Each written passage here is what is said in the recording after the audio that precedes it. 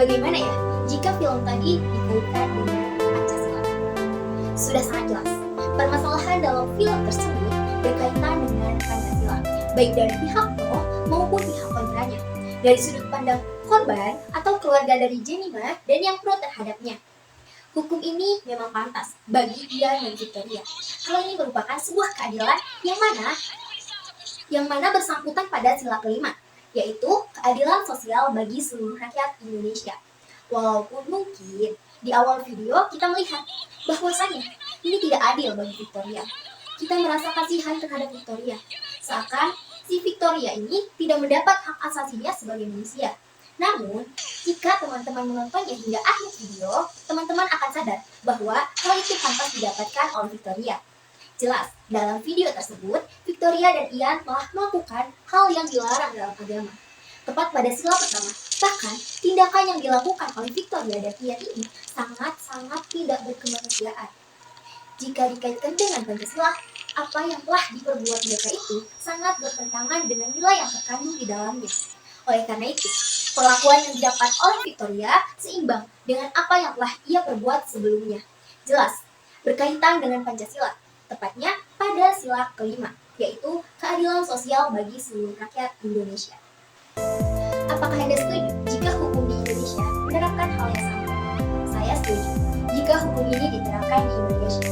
Hukum dalam video tadi jelas lebih efektif dibandingkan berdiam diri di dalam penjara yang belum tentu membuat penjara. Apalagi penjara kalangan atas yang memberikan fasilitas itu penjara bawah toilet. Mengapa saya katakan bahwa hukum dalam video tersebut lebih efektif? Karena hukum tersebut lebih menargetkan fisikis dari si tersangka. Namun, tidak semudah itu untuk menerapkan hukum ini, yang mana di Indonesia penuh sekali dengan drama kehidupan. Sudah jelas ada hukum, jika salah, ya pasti ada konsekuensinya. Namun di Indonesia, hukum itu hanya sebuah formalitas. Keluarga menjadi superhero bagi si tersangka. Segala cara dilakukan demi membebaskan si tersangka. Hukum ini bisa terlaksanakan atau terrealisasikan ketika nilai yang terkandung di dalam Pancasila telah tertanam di dalam diri setiap individu masyarakat Indonesia, bahwa hukum harus ditegakkan demi keadilan bersama. Pertanyaan ke-6. Kasus di Indonesia yang bertentangan dengan Pancasila yang Anda ketahui, berikan contoh konkret beserta solusinya. Kasus di Indonesia yang bertentangan dengan Pancasila salah satunya adalah kasus OPM, yaitu Organisasi Papua Merdeka, yang sekarang lebih dikenal dengan KKB, yaitu Kelompok Kriminal Bersenjata.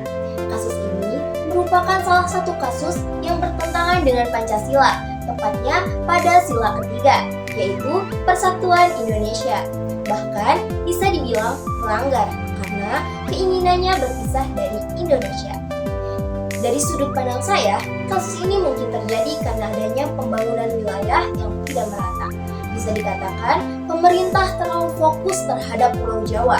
Jadi, menurut saya, solusi yang bisa digunakan yaitu pemerintah bisa lebih membuka mata untuk Papua, agar Papua pun merasa dianggap bahwa mereka pun bagian dari negara kesatuan Republik Indonesia, dan tidak ada lagi dorongan atau alasan mereka untuk memisahkan diri dari Indonesia.